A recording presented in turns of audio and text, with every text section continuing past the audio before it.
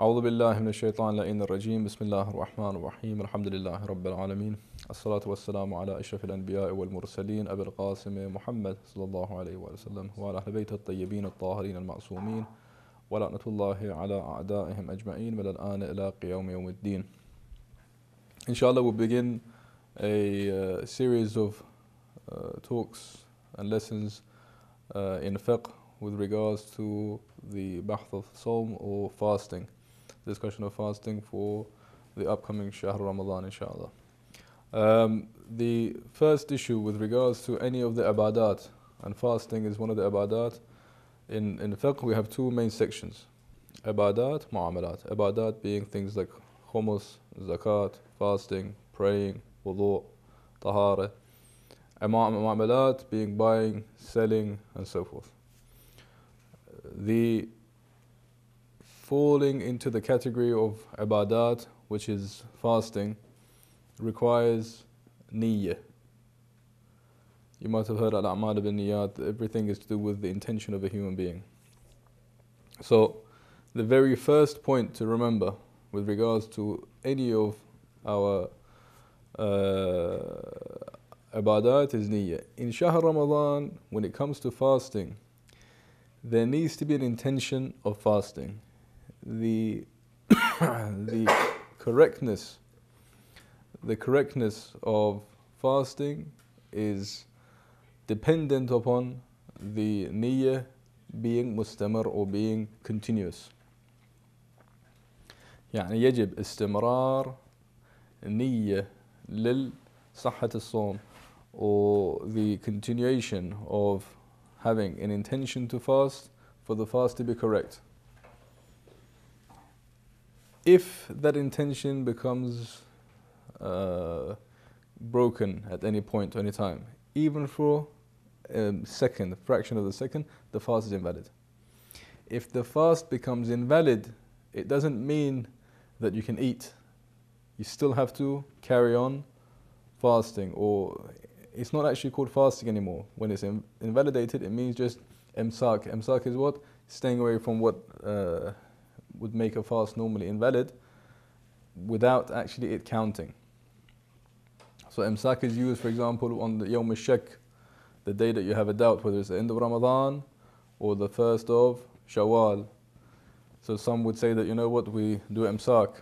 So we have this niyyah that if it's the first of Shawwal, that we've just done imsak qurbatan Allah.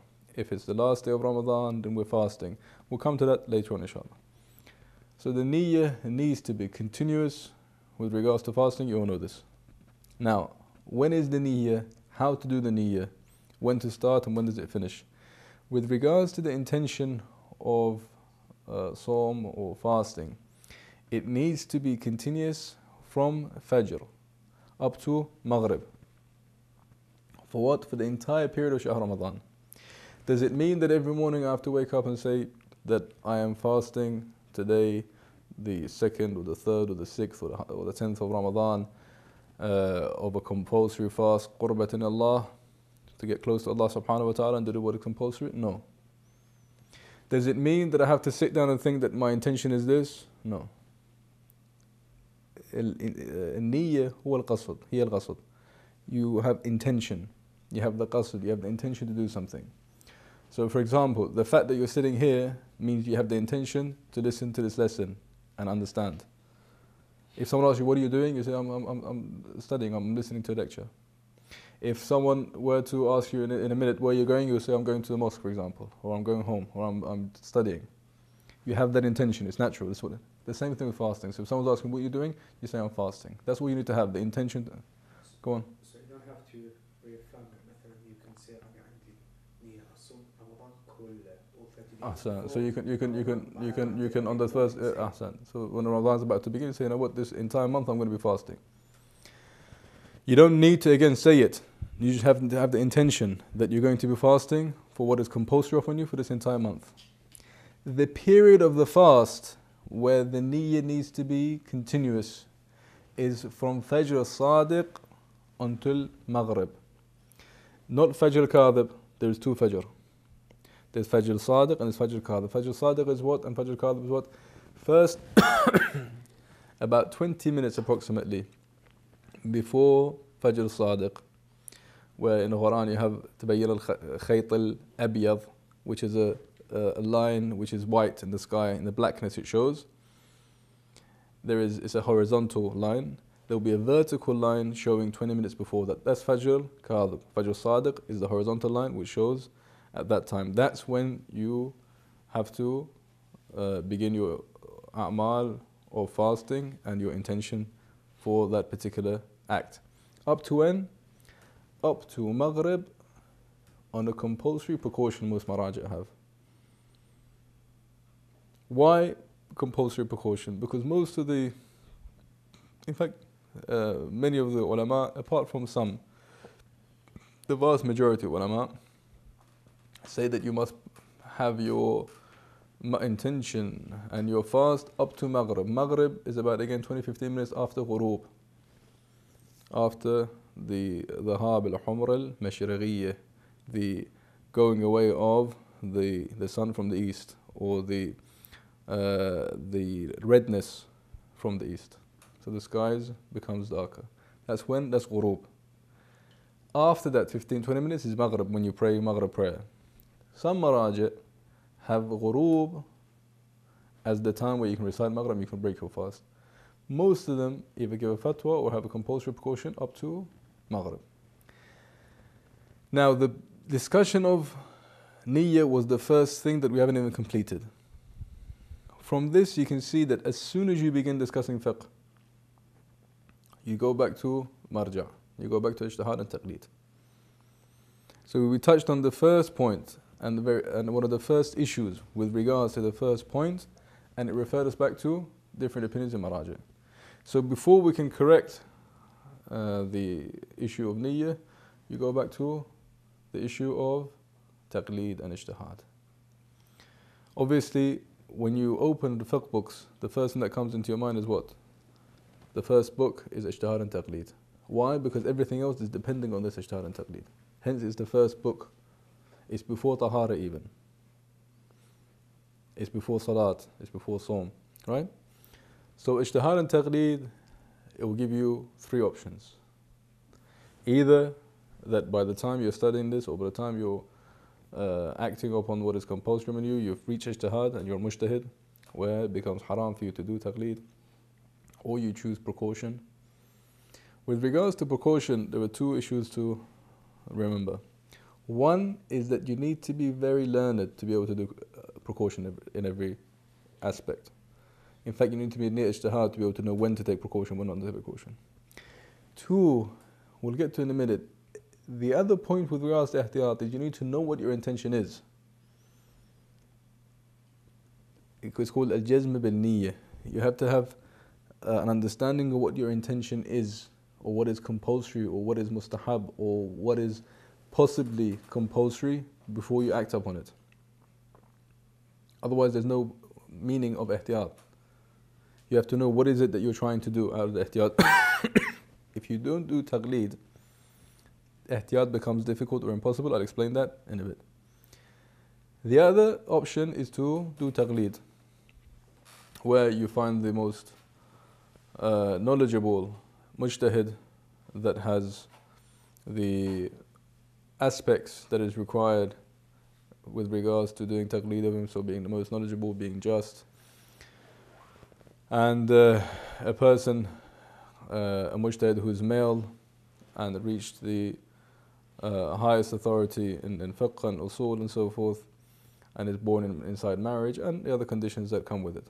Once you have found this person, then the correctness or the incorrectness of your a'mal become on the shoulders of this person. If not, then you have issues. For a person that decides they don't want to do taqlid, or a person who acts without taqlid or ijtihad, we said you could be a mujtahid. So imagine that he's not a mujtahid or a muqallid. What happens? The person begins acting on certain things that he thinks is right. Maybe he sees it through the rawayat of Ahlul Bayt alayhimus salam and through research, or maybe he just does it by chance. Again, there's a difference there. But even if he sees it by the riwayat of alaykum salam, so for example, there's a hadith of Zarara and Imam al-Sadiq alayhi salam, and the hadith exists, that is compulsory for each mukallaf to do Salat al-Jum'ah. فالواقع in the actual realms of reality and Allah Azza wa Jal, in the hands of Allah subhanahu wa ta'ala, Salat al-Jum'ah in Ghaybat al-Kubra is haram. He's acted upon what was the dhawahir, or was the something that looked like to be correct. But in reality, he contradicted what was the will of Allah subhanahu wa ta'ala. Again, there is a difference between if he acted upon it by knowing the rawayat or did it by chance. Or he does it by chance, and by chance is according to what Allah subhanahu wa ta'ala wants. So by chance, he prays Salatul Jum'ah, and in fact it is what Allah subhanahu wa ta'ala wanted and it is correct. If he does it and it's incorrect, then all the fuqaha say that he's going to be punished for not doing the deed correctly, and his deed is invalid. If by chance whatever he acted upon happens to be correct, then there is a discussion that maybe his a'mal will be accepted. Again, some people, such as Marhum al-Akhun al-Khurasani rahmatullah alayh, have said that this is in the path of a discussion called tajarri.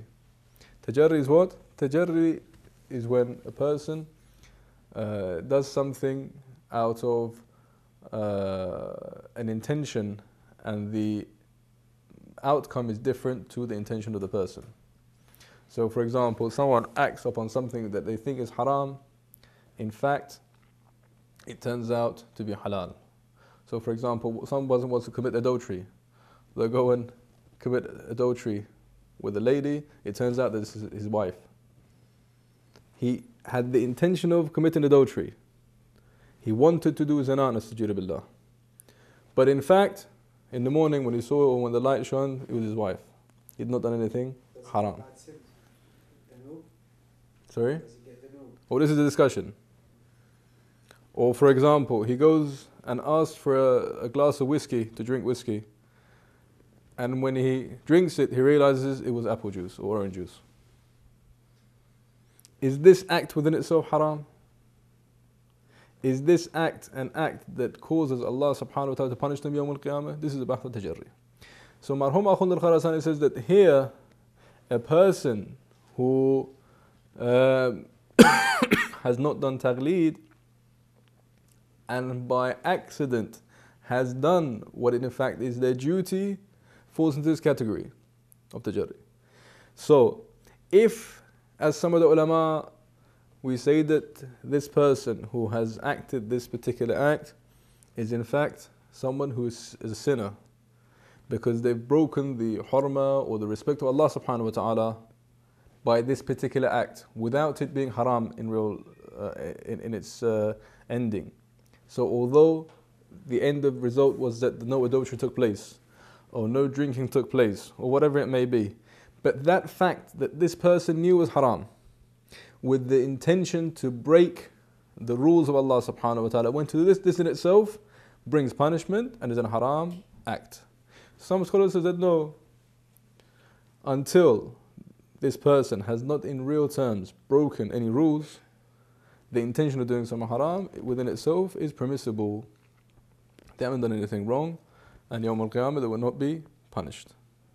So even if by chance a person who has not done taqlid happens to stumble upon acts or acts upon certain acts that are correct in reality, he has the chance of being punished and having his a'mal and his deeds invalidated. So when it comes to the third point, which was ihtiyat, some have said he can't do ihtiyat. The reason he can't do ihtiyat is he doesn't know what to do ihtiyat from. So for example, when you want to do Salat al-Jum'ah Some ulama in Ghaybat al-Kubra have said Salat al-Jum'ah is haram until the presence of a Ma'soom. For in our time, in the return of Imam al-Hajj al-Sharif, inshallah. Or some Maraja said it's the same as the time of a Ma'soom. It was compulsory back then, it's compulsory now. Let a cleric or whoever it is, on behalf of the Imam, lead the prayers. Some have said if the conditions of Salat al-Jum'ah are met, you still have a choice to make. الخيار بين الظهر والعصر أو صلاة الجمعة. You can pray صلاة الظهر أو العصر or صلاة الجمعة.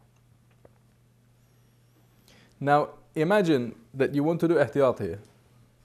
You have no idea what the rulings are, or what the rawad say, or what your duty is. How would you be able to do ihtiyat? How would you take precautions? If you, for example, took Salat al-Jum'ah, and in real terms, your compulsory act was to do Salat al-Dhuhr and Asr, you've missed out a compulsory prayer, and on the day of judgment, you'll be hit for it. If you want to do a precaution, you'll have to know the differences. So what you could do, for example, if you knew these three laws existed and you want to take a precaution, what you could do is wait until the time of Salat al-Jum'ah is finished. When it says 1 o'clock or whatever, an hour or so after the prayer, and do Salat al-Dhuhr and Asr, by which time there is no Salat al-Jum'ah on your shoulders that you could possibly act upon, and you do this. For example.